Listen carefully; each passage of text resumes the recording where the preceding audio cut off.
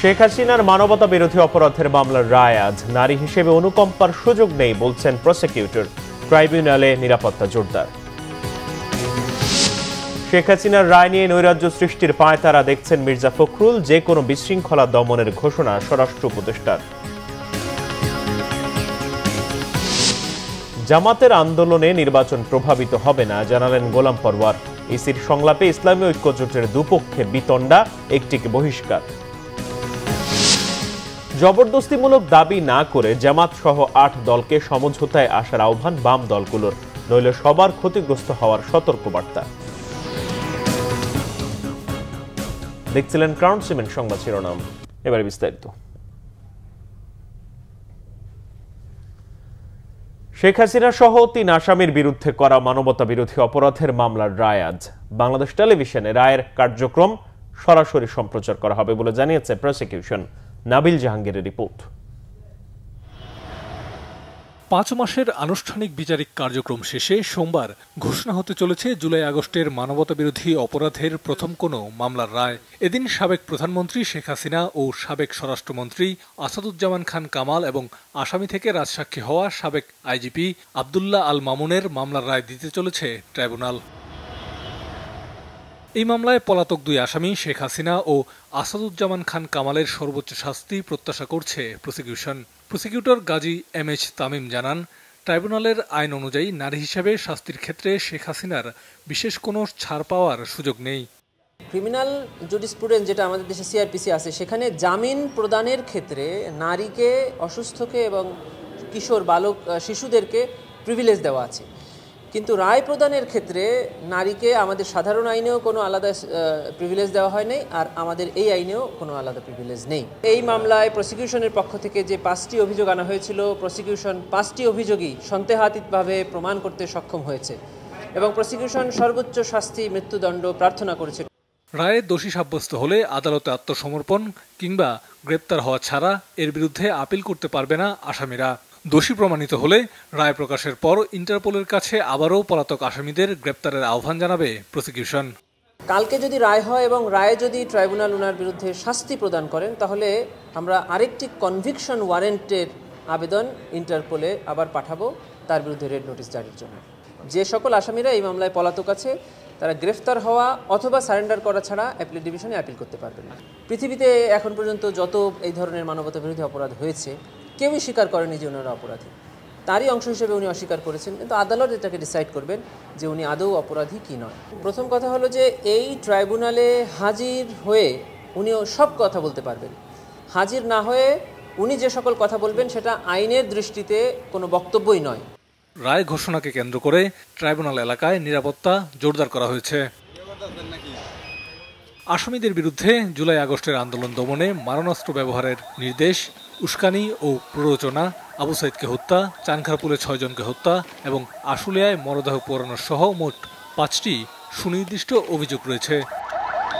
Nabil Jahangir, Bangla vision, Dhaka. দর্শক, এই মুহূর্তে আন্তর্জাতিক অপরাধ ট্রাইব্যুনালে আছেন সহকর্মী মামুন আবদুল্লাহ, যুক্ত হব তার সাথে। মামুন, শেখ হাসিনার রায় কখন ঘোষণা হবে আর ট্রাইব্যুনালের সার্বিক নিরাপত্তা ব্যবস্থা কেমন দেখছেন?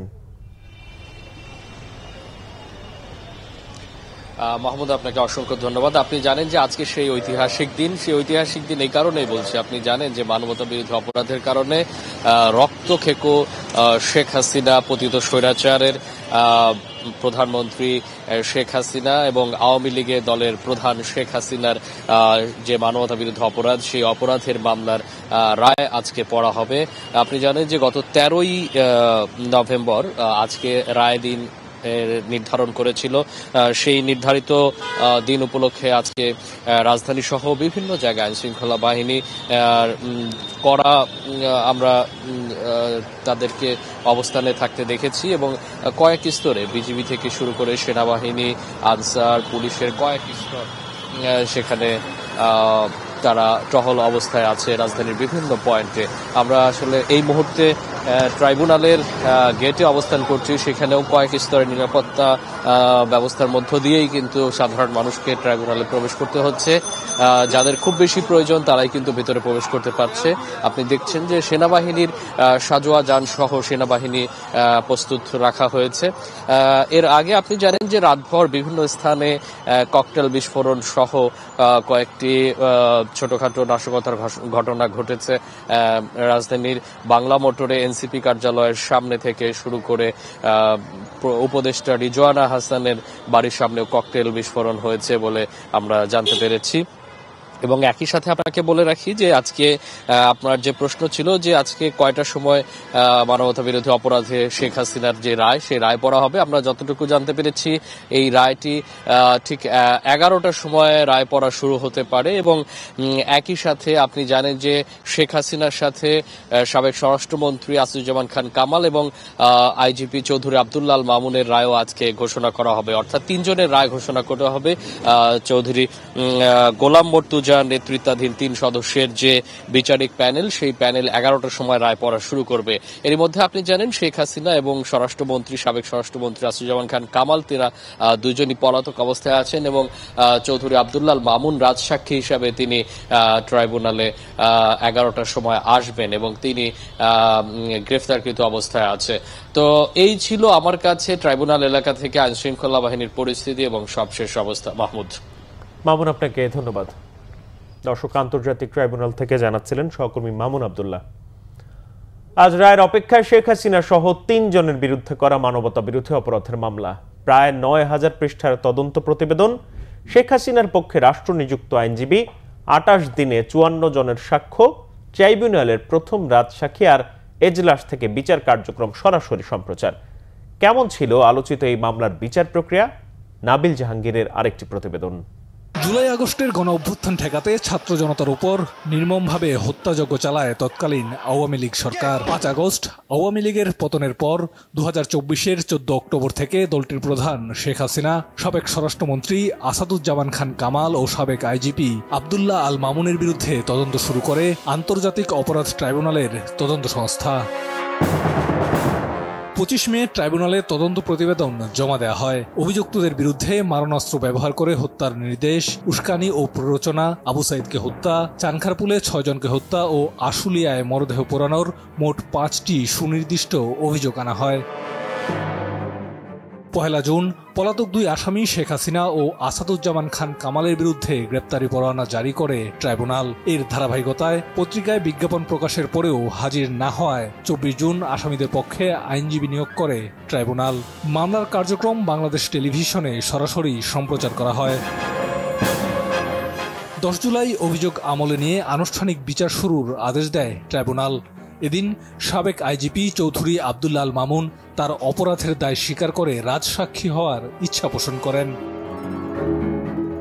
4 আগস্ট থেকে এই মামলার সাক্ষ্য গ্রহণ শুরু হয়।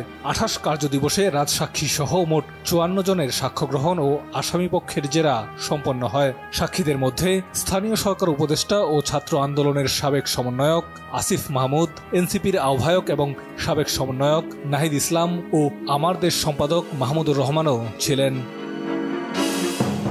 12 অক্টোবর থেকে যুক্তিতর্ক উপস্থাপন শুরু হয়। জুলাই গণহত্যায় শেখ হাসিনা এবং আসাদুজ্জামান খান কামালের সংশ্লিষ্টতা রয়েছে দাবি করে তাদের সর্বোচ্চ শাস্তি দাবি করে প্রসিকিউশন। অন্যদিকে আসামি পক্ষের আইনজীবী শেখ হাসিনাকে নির্দোষ দাবি করেন। 23 অক্টোবর মামলার যুক্তিতর্ক উপস্থাপন শেষ হয়। 13 নভেম্বর ট্রাইব্যুনাল জানায় এই মামলার রায় দেওয়া হবে 17 নভেম্বর।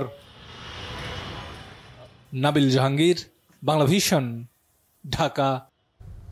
শেখ হাসিনার রায়কে কেন্দ্র করে রাজধানী সহ দেশের বিভিন্ন জায়গায় যানবাহনে আগুন ও ককটেল নিক্ষেপের ঘটনা ঘটেছে। গতকাল রাত 9টার দিকে সেন্ট্রাল রোডে পরিবেশ উপদেষ্টা সৈয়দা রিজওয়ানা হাসানের বাসার সামনের রাস্তায় 2টি ককটেল নিক্ষেপ করে দুর্বৃত্তরা। বাংলা মোটরে এনসিপি কার্যালয়ের সামনে ককটেল বিস্ফোরণ হয়। রাত 9:30টার দিকে শ্যামপুর এলাকায় 3টি ককটেল বিস্ফোরণ ঘটানো হয়। রাতে বাড্ডায় একটি বাসে আগুন দেওয়া হয়। এর আগে রোববার সন্ধ্যা 7টার দিকে কারওয়ান বাজার সার্ক ফোয়ারার কাছে 2টি ককটেল নিক্ষেপ করা হয়। বিএনপি মহাসচিব মির্জা ফখরুল ইসলাম আলমগীর অভিযোগ করেছেন, ফ্যাসিস্ট শেখ হাসিনার রায়কে কেন্দ্র করে দেশকে অস্থিতিশীল করার ষড়যন্ত্র চলছে। এটি রুখতে সবাইকে সতর্ক থাকার আহ্বান জানান তিনি। একই সাথে দেরি না করে নির্বাচন প্রক্রিয়াকে সমর্থন জানিয়ে নির্বাচন আয়োজনে রাজনৈতিক দলগুলোকে সহযোগিতার আহ্বান জানান মির্জা ফখরুল। শুভ মাহফুজের রিপোর্ট। মাওলানা আব্দুল হামিদ খান ভাসানীর ৪৯তম মৃত্যুবার্ষিকী উপলক্ষে রবিবার সকালে জাতীয় প্রেস ক্লাবে আলোচনা সভা করে বিএনপি। সভায় ভাসানীর রাজনৈতিক জীবনের নেতৃত্ব ও আপোষহীনতার বিষয়গুলো তুলে ধরেন বক্তারা। এ সময় মাওলানা ভাসানীকে নিয়ে আওয়ামী লীগের সমালোচনা করে বক্তারা বলেন, ভাসানী ছাড়া দেশের ইতিহাস অসম্পূর্ণ। পূর্ব পাকিস্তান স্বাধীন হওয়ার ব্যাপারে যখন এইখানে স্বাধীনতার স্লোগান উঠত, মিছিল উঠত, তখন এই আওয়ামী লীগের নেতারা তারা স্লোগান দিতেন, সর্দি কাশি হাঁপানি মাওলানা ভাসানী। অর্থাৎ তাকে শ্লেষ করা, তাকে বিদ্রুপ করা, এটা ছিল আওয়ামী লীগের চরিত্রের মধ্যে। অথচ মাওলানা আব্দুল হামিদ খান ভাসানী ছিলেন আওয়ামী লীগের প্রতিষ্ঠাতাদের মধ্যে অন্যতম। পূর্ব বাংলার বা তৎকালীন পূর্ব পাকিস্তানের যে স্বাধিকারের যে সংগ্রাম, সেই সংগ্রামকে নস্যাৎ করে দেওয়া হয়েছিল। এরই বিরুদ্ধে মাওলানা ভাসানী প্রতিবাদ জানান। কিন্তু ক্ষমতার রাজনীতিতে দেখা যায়, যেহেতু তখন আওয়ামী লীগ ক্ষমতায় ছিল, সেই জন্য দেখা গেছে যে আওয়ামী লীগের বেশিরভাগ সদস্য তারা সোহরাওয়ার্দী সাহেবের সঙ্গেই থেকে যান, মাওলানা সাহেবের সঙ্গে আসেননি। সভা বিএনপি মহাসচিব মির্জা ফখরুল ইসলাম আলমগীর বলেন, শেখ হাসিনার রায়কে ঘিরে দেশে আতঙ্ক সৃষ্টির অপচেষ্টা চলছে। হাসিনার গণহত্যার বিরুদ্ধে যেটা ট্রায়াল হয়েছে, রায় বেরোবে, এই নিয়ে একটা চরম আপনার একটা বলা যেতে পারে যে একটা অনিশ্চয়তা, একটা আতঙ্ক সারা দেশে বিরাজ করছে। এই নিয়ে কোনো ওইটা বড় একটা অপেক্ষা রাখে না, এবং একটা মহল এটা নিয়ে বাংলাদেশে আবার একটা নৈরাজ্য সৃষ্টি করার জন্য পায়তারা করছে। বর্তমান সময়ে দেশ ক্রান্তিকাল পরিস্থিতি অতিক্রম করছে উল্লেখ করে মির্জা ফখরুল বলেন, এটি থেকে উত্তরণে নির্বাচিত সরকারের বিকল্প নেই। ২৬ ফেব্রুয়ারি মাসে এই নির্বাচন অনুষ্ঠিত হবে। এখানে কিছু গোষ্ঠী, কিছু মহল আজকে পরিকল্পিতভাবে এই বাংলাদেশে একটা অনিশ্চয়তা সৃষ্টি করতে চায়, এবং তারা বিভিন্ন রকম দাবি তুলে নির্বাচনকে ব্যাহত বা বন্ধ বিলম্বিত করতে চায়। কিন্তু এই দেশের মানুষের এখন সবচেয়ে বড় প্রয়োজন যেটা, তারা হচ্ছে একটা নির্বাচিত সরকার, যার পিছনে জনগণ থাকবে। নির্বাচন বিনষ্টে একটি গোষ্ঠী পরিকল্পিতভাবে কাজ করছে বলেও অভিযোগ করেন বিএনপি মহাসচিব। শুভ মাহফুজ, বাংলা ভিশন, ঢাকা। আজ ট্রাইব্যুনাল রায় যাই দিক তা কার্যকর হবে জানিয়ে স্বরাষ্ট্র উপদেষ্টা অবসরপ্রাপ্ত লেফটেন্যান্ট জেনারেল জাহাঙ্গীর আলম চৌধুরী বলেছেন, দেশে যে কোনো ধরনের বিশৃঙ্খলা ঠেকাতে আইনশৃঙ্খলা বাহিনী প্রস্তুত আছে। রোববার বরিশালে আইনশৃঙ্খলা বাহিনী সহ মাঠ প্রশাসনের শীর্ষ কর্মকর্তাদের সাথে বৈঠক শেষে তিনি এ তথ্য জানান। উপদেষ্টা জাহাঙ্গীর আলম চৌধুরী জানান, নির্বাচন অবাধ, সুষ্ঠু, উৎসব মুখর করতে মাঠ প্রশাসনকে সব ধরনের প্রস্তুতি নেয়ার নির্দেশ দেওয়া হয়েছে। দেশে এখন সবাই নির্বাচনমুখী জানিয়ে সবার সহযোগিতা চেয়েছেন স্বরাষ্ট্র উপদেষ্টা। এছাড়া দেশের আইন শৃঙ্খলা পরিস্থিতি খুব ভালো কিংবা খুব খারাপ নয় মন্তব্য করে পরিস্থিতি মোটামুটি সন্তোষজনক বলে দাবি করেন তিনি।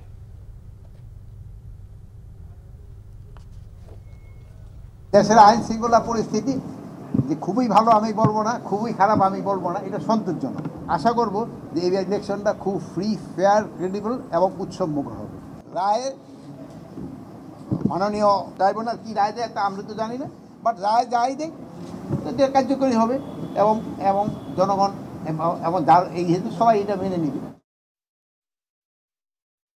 ৫ দফা দাবিতে জামাতে ইসলামীর আন্দোলন নির্বাচনকে প্রভাবিত করবে না বলে জানিয়েছেন দলটির সেক্রেটারি জেনারেল মিয়া গোলাম পরওয়ার। রোববার মগবাজার দলের কেন্দ্রীয় কার্যালয়ে জামাত সহ ইসলামী সমমনা ৮টি রাজনৈতিক দলের বৈঠক শেষে সংবাদ সম্মেলনে কথা বলেন তিনি। গোলাম পরওয়ার আরও জানান, সম্প্রতি প্রধান উপদেষ্টার ভাষণে জনগণের চাহিদা আংশিক পূরণ হয়েছে। একই দিনে গণভোট ও জাতীয় সংসদ নির্বাচনের সিদ্ধান্তে সৃষ্ট সংশয় সরকারকেই সমাধান করতে হবে। বিভিন্ন জেলায় হঠাৎ ডিসি বদলের ঘটনাকে উদ্বেগজনক হিসেবে উল্লেখ করে সরকারকে নিরপেক্ষ থেকে আসন্ন নির্বাচনে লেভেল প্লেইং ফিল্ড তৈরির আহ্বান জানানো হয় সংবাদ সম্মেলনে।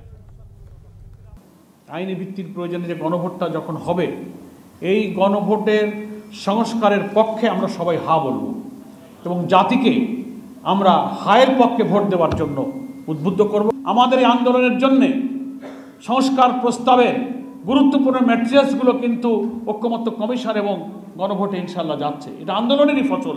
আর আন্দোলনের মধ্য দিয়ে আমরা মনে করি নির্বাচন প্রভাবিত হবে না, বরং এই নির্বাচনকে অবাধ, সুষ্ঠু, নিরপেক্ষ হওয়ার ক্ষেত্রেই আমাদের এই আন্দোলন ভূমিকা রাখবে। নির্বাচনী আচরণবিধি পরিপূর্ণভাবে মানতে রাজনৈতিক দলগুলোকে আহ্বান জানিয়েছেন প্রধান নির্বাচন কমিশনার এএমএম নাসির উদ্দিন। বলেন, সুষ্ঠু নির্বাচনের লক্ষ্যে কমিশন অনেক চ্যালেঞ্জ নিয়ে কাজ করছে। এই সময়ে এসে বড় চ্যালেঞ্জ সোশ্যাল মিডিয়া এবং এআই এর অপব্যবহার। এই চ্যালেঞ্জ মোকাবেলায় রাজনৈতিক দলগুলো সহযোগিতা চান প্রধান নির্বাচন কমিশনার। ভোটে নিরাপদ পরিবেশ তৈরিতেও সহযোগিতা চান। নির্বাচন সামনে রেখে নিবন্ধিত দলগুলোর সাথে গতকাল সংলাপের দ্বিতীয় দিনে এসব কথা বলেন সিইসি। নির্বাচনে পেশি শক্তির ব্যবহার বন্ধে কমিশনকে কঠোর হওয়ার আহ্বান জানান রাজনৈতিক দলগুলোর প্রতিনিধিরা। বলেন, গণভোট যেন কোনোভাবে হাস্যকর না হয় সেদিকে নজর রাখতে হবে নির্বাচন কমিশনকে। আলোচনায় নির্বাচন কমিশনাররা বলেন, সুষ্ঠু নির্বাচনের জন্য পারস্পরিক সম্মান ও আত্মসমালোচনা দরকার। নির্বাচন কমিশন অতীতের ভুল শুধরে নিতে কাজ করছে। আলোচনায় সিইসি বলেন, আচরণবিধি সুষ্ঠুভাবে পালনের উপর নির্ভর করে সুন্দর নির্বাচন। এই আচরণবিধি পরিপালনের উপরে নির্ভর করে একটা সুন্দর নির্বাচন। কিন্তু আচরণবিধিটা সুষ্ঠুভাবে ক্যান্ডিডেটরা যদি পালন করেন তাহলে নির্বাচনটা কিন্তু সুন্দর হয়। এই ক্ষেত্রে আপনাদের সহযোগিতা চাইব এবং আচরণবিধির আপনারা দয়া করে একটু পড়ে দেখবেন, মনোযোগ দিয়ে নিজেরা পড়বেন এবং আপনার দলের সহকর্মীদেরকেও আপনারা একটু ব্রিফ করবেন। এবং এটা প্রচারের দায়িত্ব আমরা তো আছি, আমরা তো করবোই, সবার সেমিনার ইত্যাদি করবো, ক্যাম্পেইন ইত্যাদি করবো। আপনারাও আপনাদের পর্যায়ে যদি দলীয়ভাবে যদি এই আচরণবিধিটা একটু প্রচারের ব্যবস্থা করেন, আপনাদের দলের কর্মীদেরকে যদি আচরণবিধিটা দেন যে these are the rules which have to be followed during election, তাহলে আমাদের জন্য একটু সহায়ক হয়। জবরদস্তিমূলক দাবি না করে জামাত সহ 8 দলকে সমঝোতায় আসার আহ্বান জানিয়েছেন বাম সংগঠনের নেতারা। রোববার জাতীয় প্রেস ক্লাবে এক আলোচনায় গণসংহতি আন্দোলনের প্রধান সমন্বয়ক জুনায়েদ সাকি বলেন, দাবি আদায়ের নামে সরকারকে চাপ দেয়া এবং নিজেদের মতো করে দাবি দেওয়া সামনে আনা গণতন্ত্রের জন্য সহায়ক নয়। একইভাবে বিএনপিও যদি এমন আচরণ করে সেটাও গ্রহণযোগ্য নয়। নাগরিক ঐক্যের সভাপতি মাহমুদুর রহমান মান্না বলেছেন, গণতান্ত্রিক ব্যবস্থায় নির্বাচন হচ্ছে অন্যতম পথ। বিপ্লবী ওয়ার্কার্স পার্টির সাধারণ সম্পাদক সাইফুল হকের মতে, রাজনৈতিক অচল অবস্থা ও অসহিষ্ণু মানসিকতার কারণে পরিস্থিতি খারাপ হলে ক্ষতিগ্রস্ত হবে ফ্যাসিবাদ বিরোধী দলগুলোই। স্পষ্ট করেই বলা দরকার, জামাত ইসলামী সহ 8টি রাজনৈতিক দল তারা পরিষ্কার করে বলেছেন যে তাদের মতো দাবি না পূরণ হলে নির্বাচন তারা হতে দেবেন না। এইটার অর্থ কি? এই হুমকি তারা কাকে দিচ্ছেন? তাদের মত শুনতে হবে। এই জবরদস্তির রাজনীতি একমাত্র নয়। আমরা এখন যাদের নামে অভিযোগ করছি 3 মাস পরে এই মানুষগুলোকে আর পাচ্ছেন না। তাদের নামে অভিযোগ করে কোনো লাভ নেই, কারণ তারা রাজনীতির মাঠেই থাকবেন না। এইরকম একটা বাইবো টাইপের সরকার, আপনি সেটাই তো নিয়েছেন পছন্দ করে, তারপরে তার নামে অভিযোগ করলে হবে না। আমাদের কোনো একটা ছোট পদক্ষেপ বিরাট বিপর্যয় ডেকে নিয়ে আসতে পারে। আমি ইতিমধ্যে বলেছি, অনেকে আমাদের মধ্যে মারামারি দেখতে চান যে আমরা দলগুলো অভ্যুত্থান অংশীজনরা আমরা মারামারি করি, আমরা হানাহানি করি, যার সুযোগটা নেবার জন্য অনেকে কিন্তু এখন মুখিয়ে আছেন। এই সুযোগটা কাউকে দেওয়াটা কোনো দেশপ্রেমিক কোনো কাজ হবে না। দ্বিতীয় মহিলা কাবাডি বিশ্বকাপ 2025-এর অফিসিয়াল ট্রফি উন্মোচন করেছেন প্রধান উপদেষ্টা অধ্যাপক মোহাম্মদ ইউনূস। অংশগ্রহণকারী সব দেশের প্রতিনিধির উপস্থিতিতে রোববার রাষ্ট্রীয় অতিথি ভবন যমুনায় ট্রফির উন্মোচন করেন প্রধান উপদেষ্টা। বাংলাদেশ প্রথমবারের মতো মহিলা কাবাডি বিশ্বকাপ আয়োজন করছে। আজ টুর্নামেন্টের আনুষ্ঠানিক উদ্বোধন হবে। অনুষ্ঠানে অধ্যাপক ইউনূস ঢাকায় বিশ্বকাপ আয়োজনে তাৎপর্য তুলে ধরেন, পাশাপাশি একটি অন্তর্ভুক্তি ও অনুপ্রেরণামূলক এবং বিশ্বমানের টুর্নামেন্ট নিশ্চিতের জন্য সরকারের প্রতিশ্রুতি পুনর্ব্যক্ত করেন। এবারে টুর্নামেন্টে অংশ নিচ্ছে স্বাগতিক বাংলাদেশ সহ Chinese Taipei, Germany, Iran, Bharat, Kenya, Nepal, Poland, Thailand, Uganda ও জঞ্জিবার। ত্রয়োদশ জাতীয় সংসদ নির্বাচনে পঞ্চগড় 1 আসনে জাতীয় নাগরিক পার্টির পক্ষে মনোনয়ন ফর্ম সংগ্রহ করেছেন সার্জিস আলম। এ সময় তিনি বলেন, পঞ্চগড়ের মানুষের সমর্থন ও দোয়া পেলে এলাকার উন্নয়নে চাঁদাবাজি, দখলদার, হয়রানি ও দুর্নীতি সহ সব অপকর্মের কবর রচনা করা হবে। রোববার সন্ধ্যায় বাংলা মোটরের এনসিপির অস্থায়ী কার্যালয় থেকে ফর্ম সংগ্রহ করেন দলটির উত্তরাঞ্চলের মুখ্য সংগঠক সার্জিস আলম। এ সময় দলটির মুখ্য সমন্বয়কারী নাসির উদ্দিন পাটোয়ারি ভারতে পালিয়ে থাকা স্বৈরাচার শেখ হাসিনাকে দ্রুত ফেরত দিতে দেশটির সরকারের প্রতি আহ্বান জানান। ফর্ম সংগ্রহের পর প্রতিক্রিয়া জানিয়ে সার্জিস আলম হুঁশিয়ারি দিয়ে বলেন, কোন রাজনৈতিক দল ক্ষমতার অপব্যবহার করে সাধারণ মানুষকে হয়রানি করলে তার বিরুদ্ধে যুদ্ধ ঘোষণা করা হবে। নতুন বাংলাদেশ গড়ার লক্ষ্যে আগামী নির্বাচনে ব্যালট বিপ্লবের আহ্বান জানান তিনি। আমাদের ওই প্রত্যন্ত গ্রামাঞ্চল বাংলাদেশের আমি আমার পঞ্চগড়ের মানুষের কাছে এই ওয়াদাটি করতে চাই, এনসিপির পক্ষ থেকে পঞ্চগড় 1 আসনে আমরা জাতীয় সংসদে আগামীতে প্রতিনিধিত্ব করতে পারি। আমাদের এই পঞ্চগড়ে আমরা চাঁদাবাজি, দখলদারিত্ব, দুর্নীতি, ক্ষমতার অপব্যবহার সহ সকল ধরনের অপকর্মের কবর রচনা করব।